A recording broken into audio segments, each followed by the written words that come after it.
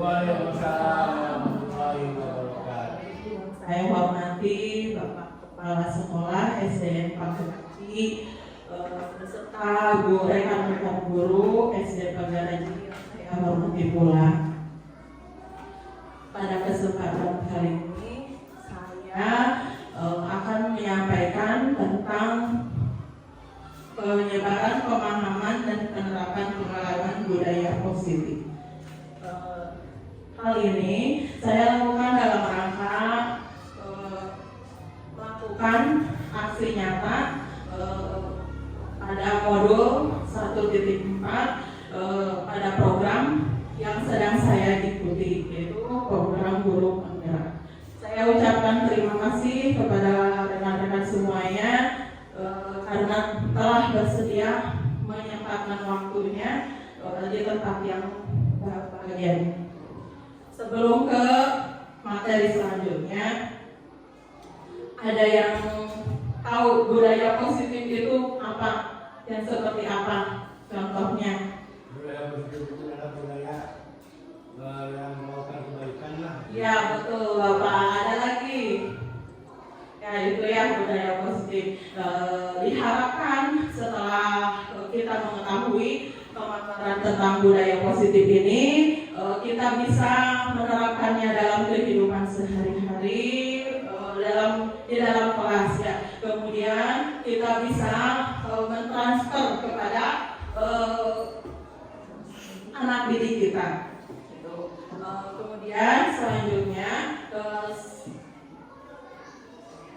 budaya yang akan saya jelaskan yaitu tentang konsep inti budaya positif. Yang pertama adalah tentang perubahan paradigma belajar, disiplin positif, nilai-nilai kebajikan, kemudian kebutuhan dasar manusia. Yang selanjutnya motivasi perilaku manusia, posisi kontrol guru, keyakinan kelas, dan segitiga institusi. Nah, yang pertama ada pembelajaran dengan paradigma baru. Pembelajaran dengan paradigma baru merupakan pembelajaran yang dirancang berdasarkan pembelajaran berdiferensiasi, sehingga para peserta didik belajar sesuai kebutuhannya berdasarkan tahap perkembangan sesuai teori psikologi modern untuk mewujudkan profil pelajar Pancasila. Mungkin untuk guru kelas 1 dan kelas 4 ya gitu. Untuk pelajar profil Pancasila ini sudah tidak asing lagi. Nah, di sini ada 6 karakter ya yang harus dilakukan sama anak-anak. Nah, jadi dalam mengajar siswa itu kita tidak sama mungkin ya dengan mengajar cara guru yang lama gitu. Ada perubahan. Yang pertama, kita harus menerapkan beriman, bertakwa kepada Tuhan Yang Maha Esa. Jadi harus menerapkan bahwa siswa itu harus beriman. Ya, apapun itu agamanya, itu harus punya keyakinan, harus berketuhanan gitu. Kemudian yang kedua adalah kebinekaan global. Nah, Indonesia kan terdiri dari beberapa pulau. Ya, di antaranya itu ada berbagai jenis ada kebiasaan dan ada bahasa, ada semuanya yang berbeda. Nah, di sekolah diajarkan siswa itu supaya tidak boleh membeda-bedakan dan harus mencintai semua yang ada di semua lingkungan Indonesia, yaitu keberagaman itu. Kemudian untuk bergotong royong, diharapkan siswa bisa bergotong royong. Bergotong royongnya bukan hanya di sekolah saja. Seperti yang kita ketahui ya, itu untuk di masing-masing ya, kita tinggalnya di perkampungan masih bisa terlihat adanya gotong royong, seperti anak masih bisa kita suruh-suruh tuh membuang sampah gitu. Ada di antaranya kalau di kota besar ya, karena mungkin lingkungannya berbeda, tidak bisa seperti itu lagi. Kemudian di lingkungan masyarakatnya, ketika kita ada pekerjaan atau apa, tidak ada yang membantu ya kalau kita tidak menyuruh. Nah, kalau biasanya itu masih di sekitaran ini masih bisa kita membantu teman atau membantu tetangga yang punya acara ataupun kegiatan lainnya. Nah, diharapkan setelah nanti gurunya mempunyai pembelajaran dengan paradigma baru, siswa mampu bergotong royong dimanapun dia berada. Kemudian yang selanjutnya adalah kreatif. Siswa tidak hanya buku yang dijadikan sumber belajar. Jadi siswa itu harus apa saja yang ada di lingkungan kita, baik itu dari internet ataupun lingkungan sekolah, kita bisa manfaatkan sebagai lingkungan belajar, sebagai sumber belajar gitu. Harus kreatif siswanya. Kemudian yang terakhir ada yang kedua, yaitu pengenalan kritis. Pengenalan kritis ya, harus kritis anaknya. Kita harus bisa menggali kemampuan anak supaya anak bisa lebih bagus lagi. Dan yang terakhir adalah mandiri. Mandiri di sini anak tidak tergantung kepada gurunya saja mungkin. Jadi ketika disuruh tugas atau ketika ada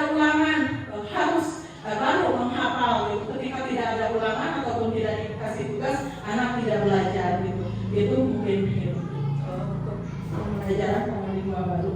Kemudian selanjutnya ada miskonsepsi tentang teori kontrol. Di sini ada beberapa ilusi. Yang pertama, ilusi guru mengontrol.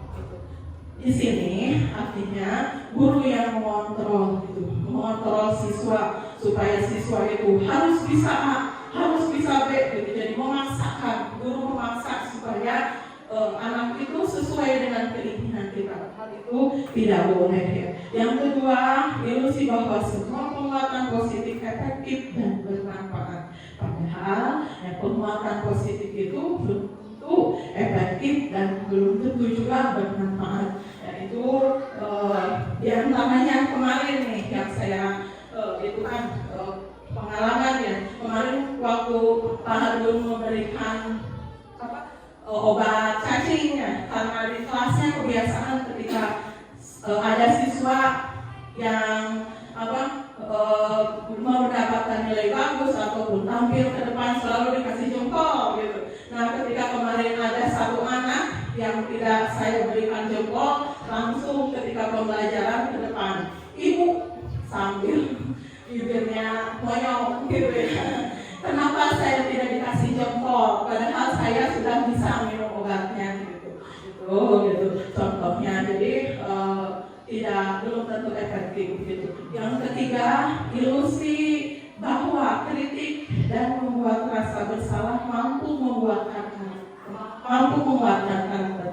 Nah, di sini belum tentu anak itu dikritik sama kita. Ya gitu, itu anak itu menjadi nurut gitu. Belum tentu itu nurut itu dari dalam dirinya sendiri, motivasi intrinsik yang ada dalam diri siswanya gitu. Jadi itu mungkin saja gitu ya. Itu anak itu seperti itu tuh hanya karena takut atau karena malu gitu dengan temannya. Kemudian yang terakhir yaitu ilusi bahwa orang dewasa berhak memaksa. Kita kan lebih usianya lebih dewasa dibandingkan dengan anak-anak ya gitu. Itu ada itu bahwa anak itu harus mampu ya.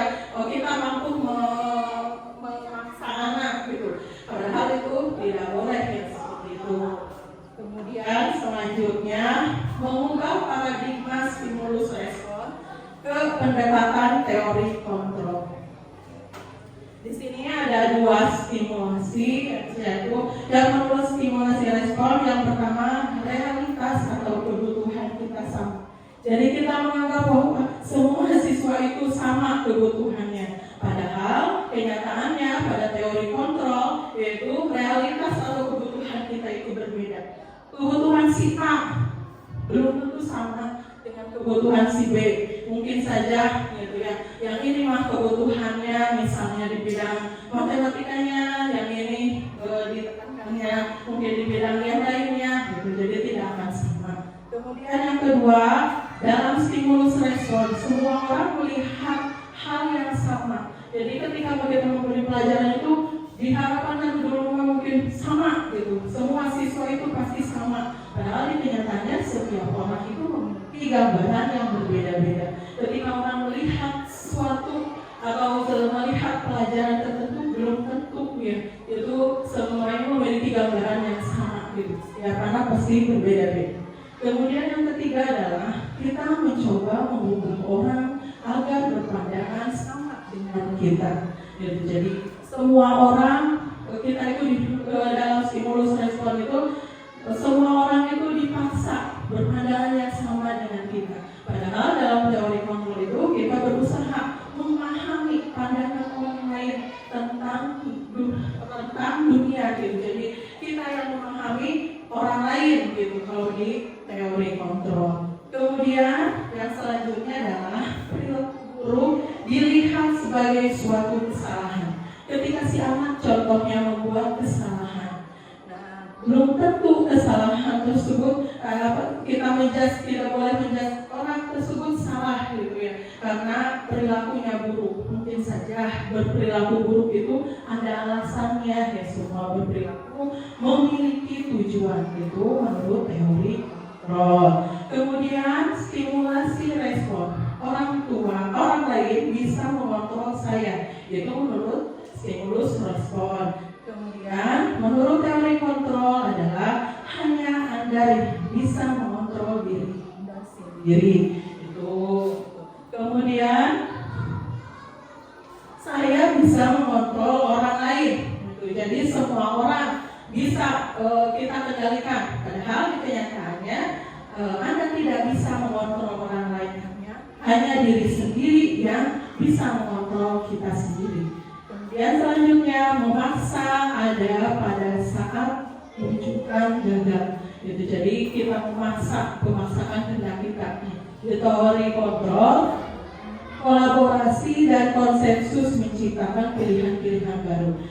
Contohnya ketika ada anak yang salah, tidak langsung begini harus begini, kamu harus begitu. Jadi ada baiknya kita berkolaborasi dengan guru yang lain. Kemudian model berpikir menang atau kalah. Nah, dalam mengajar mungkin ada anak yang berantem. Yang berantem itu Adam gitu. Yang ada yang merasa dimenangkan, ada juga yang merasa kalah. Jadi yang salah biasanya dianggap kalah. Nah, yang tidak bersalah itu yang menang. Nah, padahal katanya di teori kontrol itu model berpikirnya harus menang-menang. Mau yang salah, mau yang benar itu harus menang-menang. Tidak boleh merasa tersisihkan. Ya. Nah, kemudian di sini ada disiplin positif. Disiplin positif itu berasal dari kata disiplina yang berarti belajar. Disiplin mengacu pada disiplin diri yang memiliki tanggung jawab terhadap apa yang dilakukan berdasarkan nilai yang kita yakini. Disiplin positif merupakan salah satu cara penerapan disiplin yang bertujuan menumbuhkan kesadaran serta memberdayakan peserta didik tanpa imbalan penghargaan, ancaman, ataupun hukuman. Nah, itu ya. Jadi dalam mengajar baiknya itu tidak boleh langsung kalau bersalah diberikan hukuman ataupun ancaman. Dan kadang yang itu juga ada yang pemberian penghargaan atau itu juga katanya itu menurut yang saya baca ini kurang tepat gitu ya, karena itu bersifatnya hanya sementara gitu. Sebagai pendidik, tujuan kita adalah menciptakan peserta didik yang memiliki disiplin diri sehingga mereka berperilaku mengacu kepada nilai-nilai kebajikan universal dan memiliki motivasi intrinsik dan perubahan perilaku ke arah lebih baik. Jadi setelah mengajarkan kita harus punya disiplin, kita harus begini, harus begitu. Jadi diharapkan itu siswa itu mempunyai motivasi dari dalam dirinya sendiri. Jadi timbul keinginan, oh saya ingin berubah. Itu ingin berubahnya itu bukan dari orang lain, bukan misal karena takut, misal datang tepat waktu gitu ke sekolah, bukan karena takut nanti sama ibunya dimarahin atau sama ibu nenek nanti disuruh kalau misalnya tidak kesiangan nanti tidak boleh seperti itu ya. Jadi anak itu harusnya timbul dari dirinya sendiri, saya itu tidak boleh kesiangan karena kalau kesiangan itu begini itu. Kemudian selanjutnya ada nilai-nilai kebajikan, nilai yang disepakati bersama. Nilai kebajikan itu adalah nilai yang disepakati bersama, lepas dari suku, bangsa, adat, bahasa maupun latar belakang siswa. Ya, jadi mau yang bagaimanapun itu ada itu nilai-nilai kebajikannya di sini. Ada beberapa nilai-nilai kebajikan dari beberapa instansi atau beberapa kelompok gitu. Yang pertama itu ada profil pelajar Pancasila. Seperti tadi ada 6 ya, berkeimanan dan berketakwaan kepada Tuhan Yang Maha Esa dan berakhlak mulia, berkebinekaan global, gotong royong, mandiri dan kenalan untuk profil pelajar Pancasila. Kemudian dari Ibu Primariers, yaitu ada toleransi, rasa hormat, integritas, mandiri, menghargai, antusias, empati, berkeinginan tahu, berkreativitas, kerjasama, percaya diri, dan berkomitmen. Kemudian yang terakhir ada keterampilan hidup atau life skill. Yang pertama ada dapat dipercaya, lurus hati, pendengar yang aktif, tidak merendahkan orang lain, dan memberikan yang terbaik. Kemudian selanjutnya ada kebutuhan dasar manusia. Ya, kebutuhan dasar manusia adalah segala sesuatu yang kita lakukan untuk mendapatkan apa yang kita inginkan. Seluruh tindakan yang kita lakukan dapat bertujuan memiliki tujuan tertentu, dan semua usaha terbaik yang akan kita lakukan adalah dalam rangka kebutuhan dasar kita terpenuhinya dengan baik. Nah, di sini ada beberapa macam dasar kebutuhan dasar hidup. Ya. Yang pertama kebutuhan hidup. Nah, kebutuhan hidup itu contohnya ada makan, pakaian, tempat tinggal, keamanan, dan kesehatan.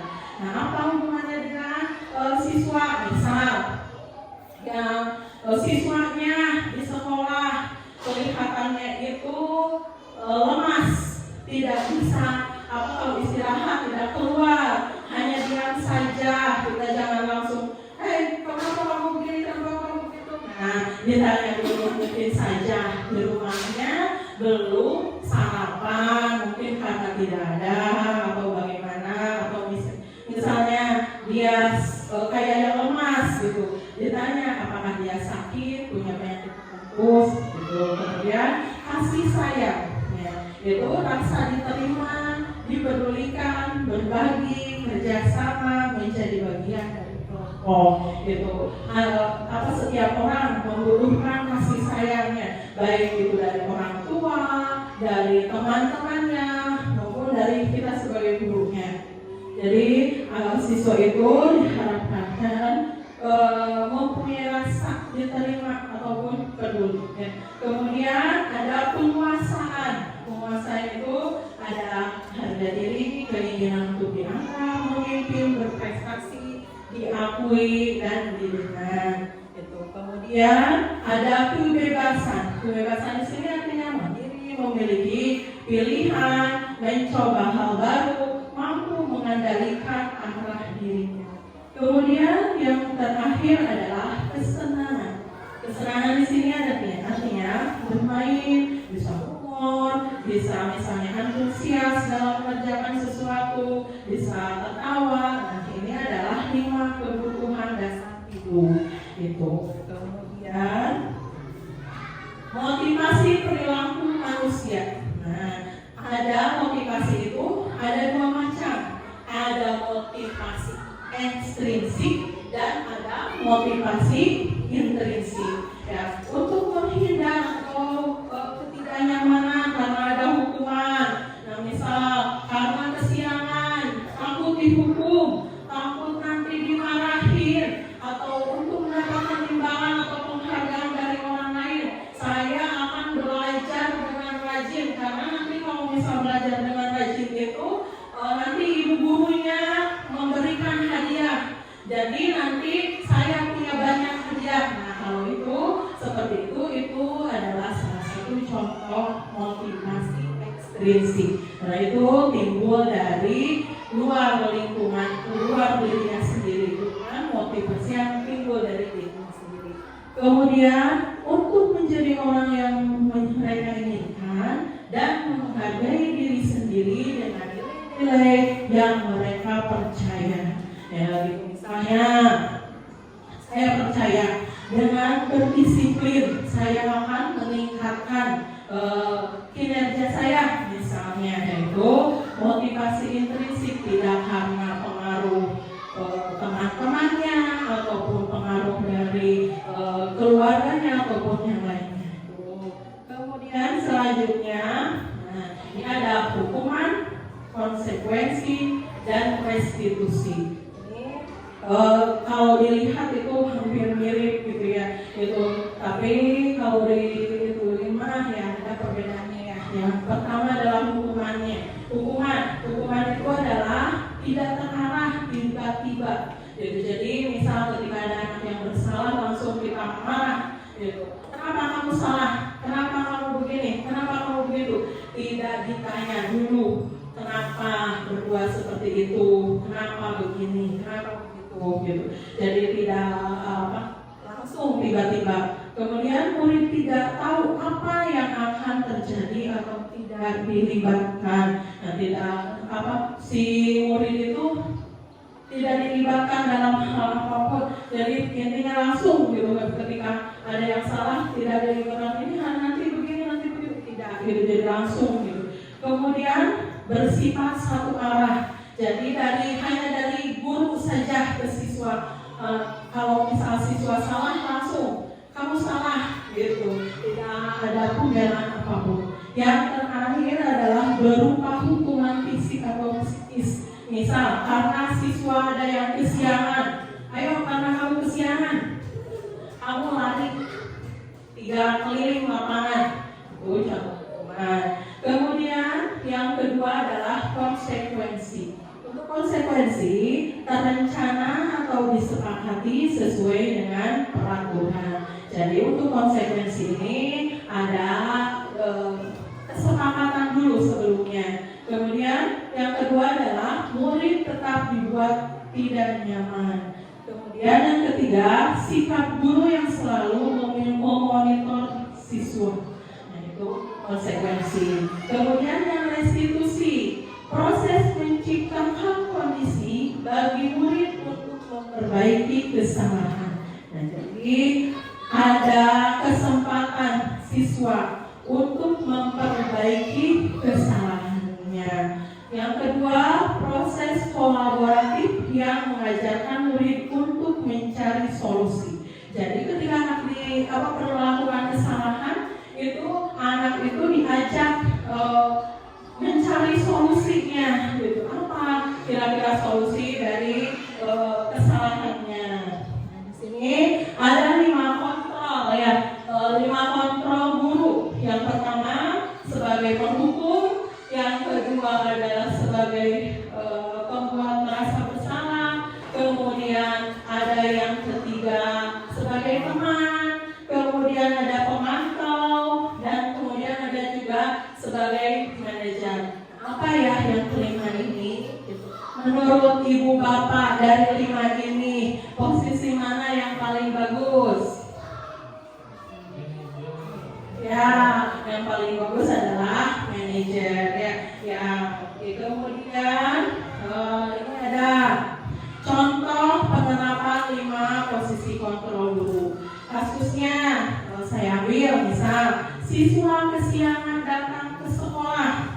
Ya, menghukumnya hormat pada bendera selama 1 jam. Jadi misalnya ketika ada anak yang kesiangan, ayo kamu berdiri depan bendera gitu. Kemudian kamu hormat selama 1 jam, diam gitu. Itu untuk menghukum ya. Kemudian pembuat merasa bersalah. Baru kali ini ya, kali ibu berapa kali ibu harus beritahu kamu selalu aja mengecewakan ibu. Jadi dibuat seolah anak-anak itu merasa bersalah atas kesalahan yang dia buat. Kemudian yang selanjutnya yaitu sebagai teman. Nah kalau sebagai teman ya kita memposisikan diri sebagai temannya gitu ya, bahasanya juga ya seperti teman gitu. Misal, ayo dong ikut aturan sekolah, tolong bantu ibu dong ya, sekali ini aja gitu. Ya sudah, tidak apa-apa, lain kali aja, jangan sampai berbuat salah lagi ya gitu. Itu untuk sebagai teman. Kalau sebagai pemantau, kamu sudah melanggar peraturan sekolah, kamu tahu konsekuensinya gitu. Jadi kita itu selalu memantau. Ini si anak itu kalau dia bersalah itu harus kita begini kan, harus begitu kan. Gitu.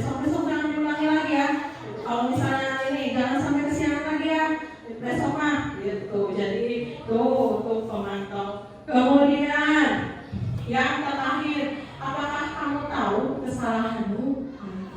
Kira-kira bagaimana memperbaiki kesalahanmu? Nah itu sebagai manajer ya, kira-kira sudah dari uraian kayak ini bisa paham tidak untuk posisi yang 5 kontrol ini? Maaf ya. Nah di sini ada kita main tebak-tebakan ya. Saya kecewa sekali dengan kamu. Nah di antara 5 kontrol tadi, kira-kira posisi kontrol yang mana ya? Ini saya kecewa sekali dengan kamu. Posisi kontrol yang mana ya ini? Saya kecewa sekali dengan kamu. Ya. Nah, ada lagi yang lain. Nah, Ibu Elis, benar ya, itu membuat merasa bersalah itu ya. Saya merasa kecewa sekali dengan kamu. Jadi itu membuat merasa bersalah. Yang kedua, kamu tidak pernah benar melakukannya. Ya, benar Ibu ya. Itu adalah posisi menghukum. Kemudian, apa rencanamu untuk menyelesaikan masalah ini? Apa itu? Iya, pintar, bagus. Kemudian yang selanjutnya, kamu lakukan demi ibu bapak. Ya, betul. Kamu tidak pernah mendapatkan nilai jelek ini jika tidak mengerjakan tugas. Nah, coba yang belum tadi teman tahu ya itu 5 posisinya. Nah, dari sekian posisi yang posisi kontrol tadi ya, sekarang masuk ke keyakinan kelas. Keyakinan kelas ini apa harus keyakinan kelas gitu? Karena keyakinan kelas itu tidak hanya dibuat oleh guru. Kalau peraturan kan ini peraturan sekolah SDN Pageraji harus gurunya yang aktif membuat. Siswa harus datang tepat waktu, harus memakai seragam, itu peraturannya. Jadi siswa tidak dilibatkan. Kalau keyakinan kelas, jadi sebelumnya itu siswa dilibatkan. Jadi ada interaksi dulu dengan siswanya. Nah, ini adalah pembentukan keyakinan kelas yang pertama bersifat abstrak, berupa pernyataan yang universal, dibuat dalam pernyataan positif ya, jadi tidak boleh ada yang tidak boleh membuang sampah pada tempatnya gitu. Jadi itu kan tidak gitu ya gitu.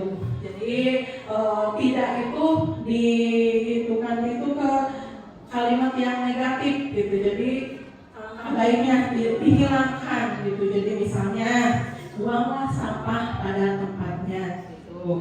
Kemudian yang keempat, sedikit saja agar mudah diingat. Jadi untuk keyakinan kelas tidak harus panjang gitu ya. Beberapa kalimat cukup satu kalimat saja, tetapi yang singkat dan mudah diingat gitu. Yang kelima, sesuai dengan kondisi kelas dan sekolah sehingga mudah diterapkan gitu. Jadi keyakinan kelas itu dibuat ya untuk di kelas itu sehingga membuat anak-anak itu nyaman ya, ada di sekolah. Jadi apa yang mereka inginkan, kondisi kelas yang seperti apa yang mereka mau. Kemudian yang keenam, semua warga sekolah atau warga kelas dilibatkan saat membuat keyakinan kelasnya. Jadi keyakinan kelas itu dibuat ya bersama dengan siswanya ya. Kalau misal saya itu di kelas 1 gitu, dan anaknya maunya kelasnya seperti apa, kemudian mereka menuliskan di atas kertas, kemudian setelah itu ditempelkan. Yang selanjutnya ada segitiga restitusi. Dalam segitiga restitusi ini ada suatu proses dialog yang dijalankan oleh guru agar mendapat penghasilan murid yang mandiri dan bertanggung jawab. Nah, dalam segitiga restitusi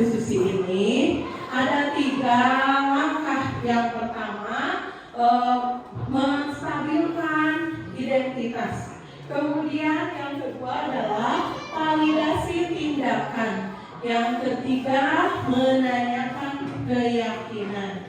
Nah, yang pertama, berdasarkan prinsip membuat kesalahan adalah bagian dari proses pembelajaran.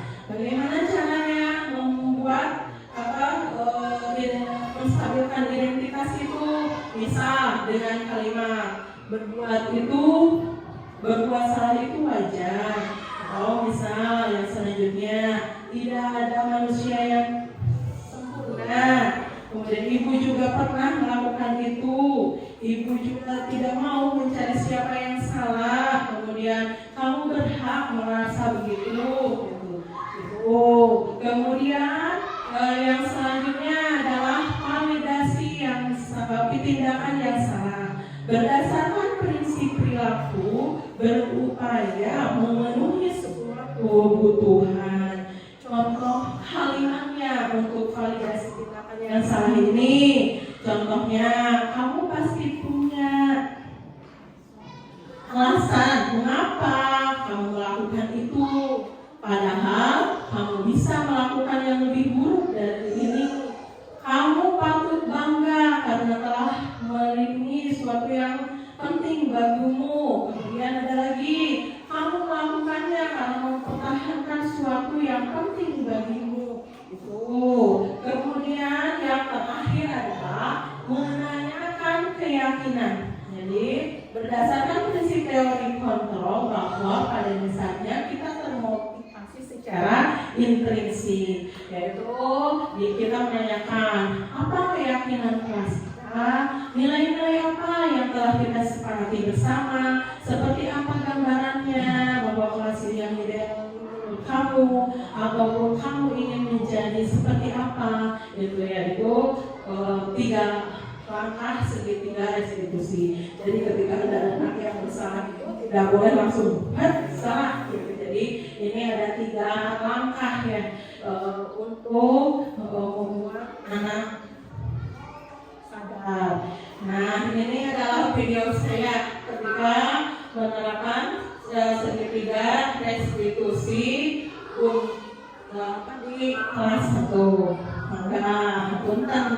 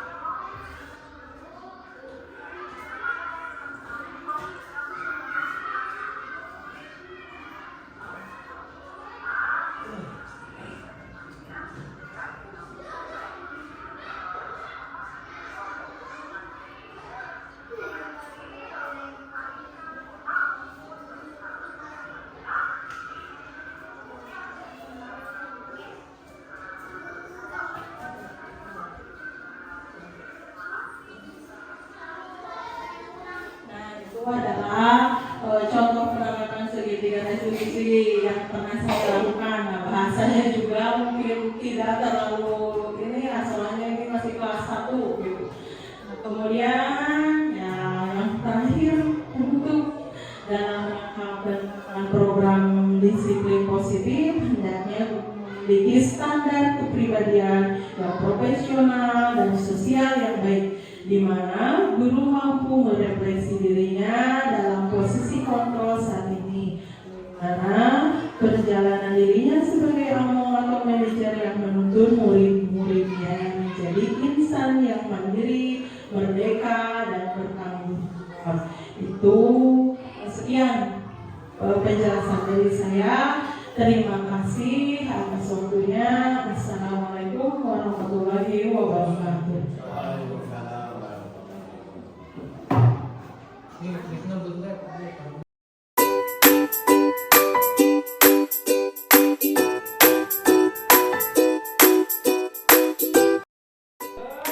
Assalamualaikum warahmatullahi wabarakatuh. Saya Nia Lesmanawati, guru kelas 6 SDN Pageraji, selaku rekan sejawat dari Saudari Teti Septianingsih yang kini sedang melaksanakan pendidikan guru penggerak Angkatan 10 Kabupaten Majalengka. Kesan saya setelah mendengarkan diseminasi tentang budaya positif, saya sangat terinspirasi sekali tentang pentingnya mengembangkan budaya positif, yakni meningkatkan motivasi peserta didik, disiplin, dan menerapkan segitiga restitusi ketika menangani masalah yang dihadapi oleh peserta didik. Pesan saya untuk Saudari Teti Septianingsih, teruslah bersemangat, berkarya, dan selalu menanamkan rasa positif thinking. Sekali lagi, sukses selalu untuk Saudari Teti. Wassalamualaikum warahmatullahi wabarakatuh. Bismillahirrahmanirrahim. Assalamualaikum warahmatullahi wabarakatuh. Perkenalkan, saya Mulyani, guru SDN Pageraji yang merupakan teman dari Saudari Teti Septianingsih. Di sini saya akan memberikan sedikit uraian tentang diseminasi yang telah Saudari Teti sampaikan beberapa waktu lalu. Kesimpulan yang saya ambil dari uraian Saudara Teti adalah Saudara Teti sudah memberikan paradigma baru dalam proses pembelajaran di sekolah yang sudah selangkah lebih maju ke depannya untuk perbaikan pembelajaran siswa. Saudara Teti sudah memberikan respon positif terhadap siswa, baik itu perencanaan pembelajaran dan akhir pembelajaran di kelas. Semoga materi yang diberikan Saudara Teti bisa memberikan inspirasi yang baik dan dapat dilaksanakan di sekolah. Demikian penjelasan dari saya. Wassalamualaikum warahmatullahi wabarakatuh. Assalamualaikum warahmatullahi wabarakatuh. Perkenalkanlah, nama saya Elis Nurdiani, guru PAI dari SDN Pageraji, rekan kerja dari Ibu Teti Septianingsih. Saya akan memberikan sedikit penjelasan. Setelah saya mendengarkan penjelasan dari Ibu Teti beberapa waktu yang lalu tentang budaya positif, alhamdulillah, penjelasan Ibu Teti Septianingsih membuka pola pikir dan wawasan saya. Tetapi sebagian sudah saya kerjakan dan sebagian pula belum saya. Semoga saya bisa menyebarkan budaya positif lebih banyak lagi. Saya ucapkan terima kasih pada Ibu Teti yang sudah memberikan wawasan kepada diri saya. Mudah-mudahan saya bisa menerapkannya di waktu yang akan datang. Semangat Bu Teti. Demikian penjelasan saya. Billahi taufiq wal hidayah. Wassalamualaikum warahmatullahi wabarakatuh.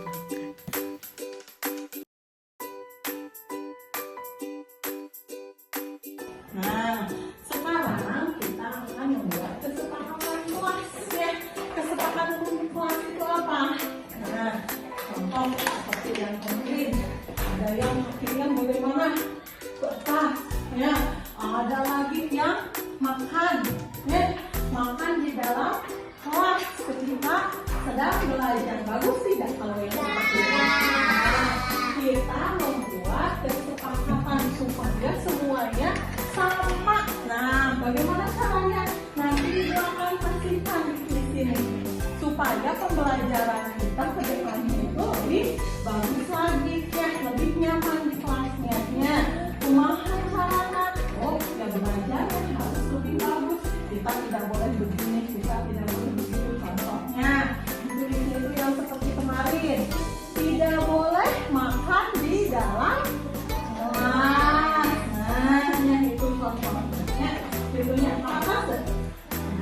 Ibu, saya bagi ke ini ya.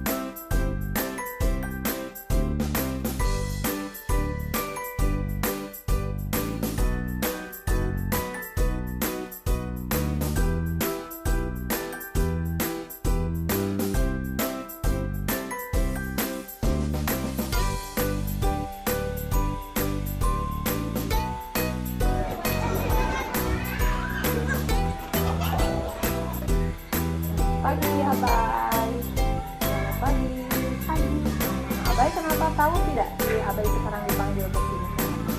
Kenapa? Karena buang sampah sembarangan. Menurut Abai itu bagus atau tidak? Tidak. Kedepannya mau nggak seperti itu lagi? Nah, kalau boleh Ibu tahu, itu kenapa buang sampah sembarangan pagi-pagi? Mau cepet-cepet Mau cepet-cepet. mau main. Oh, mau main sama teman yang lain ya. Di sini Ibu mau ngasih solusinya ya. Boleh mau main lagi dengan teman-temannya. Tapi kan itu sesuai tidak dengan keyakinan kelas yang sudah kita tempel, yang sudah kita buat. Sesuai tidak? Di keyakinan kelasnya harus bagaimana? Harus membuang sampahnya kemana? Ke tong sampah, harus ke tempatnya. Ya, lain kali mau seperti itu lagi tidak? Udah pinter ya. Nah, jadi nanti Abai udah tahu itu salahnya. Nanti mah tidak boleh seperti itu. Kalau membuang sampah itu harus pada tempat sampahnya. Tidak boleh main cepet-cepet. Itu solusi dari Ibu ya. Solusinya dari Ibu itu tidak boleh cepet-cepet mau bermain. Buang sampah mah hanya beberapa menit saja ya. Itu ya. Sudah tahu solusinya? Mau mengulangi kesalahan yang salah? Tahu Abai itu salah? Nah, kalau udah tahu salah mah kedepannya tidak boleh seperti itu lagi ya. Silakan.